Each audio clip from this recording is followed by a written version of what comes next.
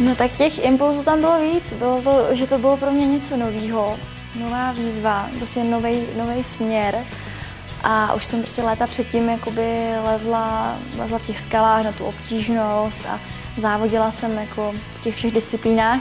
To je tak podobný, Superman, Spiderman, já si to nepamatuju. Nic z toho jsem jako necvičila nějak dlouho, takže to byly hrozně rychlý přelezy. Hele, já bych řekla, že to jištění dost podobný jako teda na sportovkách. A to si myslím, že někdy prostě jako i ten Eptingen, tam jsou třeba dlouhý odlezy. V těch skalách ten člověk tráví strašně moc času a je super, když to může sdílet s někým blízkým. Já jsem do toho Ironmana nastoupila a prostě lezla jsem a furt se si říká, ty brďo, jako na tom začátku jsem pochybovala, jsem si říká, to mi asi nateče, to prostě nepůjde, ale když už jsem se začala posouvat dál a dál, tak už když jsem byla v té půlce, tak jsem si říkala, no, teď už by to bylo prostě docela fajn, to jako, že ještě to teda se jako posunout o kousek dál. A čím jsem se přibližovala tomu konci, tak se mě zmocňovala jako čím dál víc větší nervozita ve stylu teď už to nechci pokazit. Na více délky a mixové přelezy v ledu jezdím většinou s Mírou Matějcem, protože u nás je tady vlastně z těch chlapů nejlepší. Prostě měli jsme s Mírou sen a takový náš cíl a tak jsme se prostě rovnou pustili do jedné z nejnebezpečnějších a nejtěžších mixových cest na světě, což je teda Ilumináty. Těch zkušeností asi nebylo úplně tolik, jak by mohlo být, ale prostě jsme to zvládli a ten sen jsme si splnili, takže myslím, že super.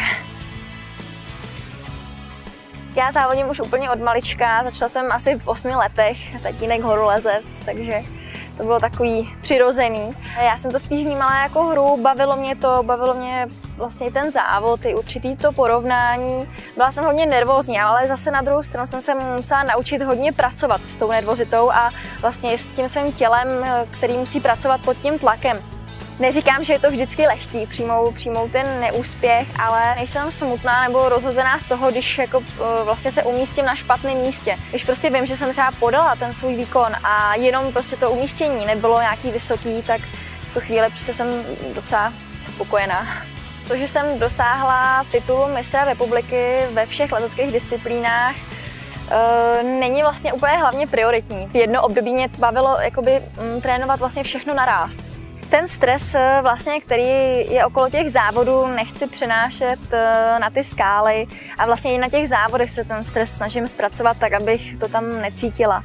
Čím víc se můžu někam orientovat do té přírody a trénovat venku, tak jsem jenom radši, ale samozřejmě člověk se i tomu tréninku na té stěně, na té bogrovce taky nevyhne. V tom sportovním lezením je to vlastně víc o tom sportovním výkonu samotným, o tom, že prostě přijdu, jsem nabušená, vylezu to, nevylezu, mám čas trénovat nebo to můžu opakovat tu cestu. Když to už člověk jde někam vejš, tak je tam strašně moc věcí okolo toho, nejenom ta zima, ale hlavně i to nebezpečí, to reálné nebezpečí je tam daleko větší. Pro mě na lezení je úžasný to, že vlastně až už nepolezu výkonnostně, tak si pořád budu moct líst v těch skalách, jenom to budou menší čísla a doufám, že se tady jednou budou někde popolejzat moje vnoučata a já tady budu moct líst s nima.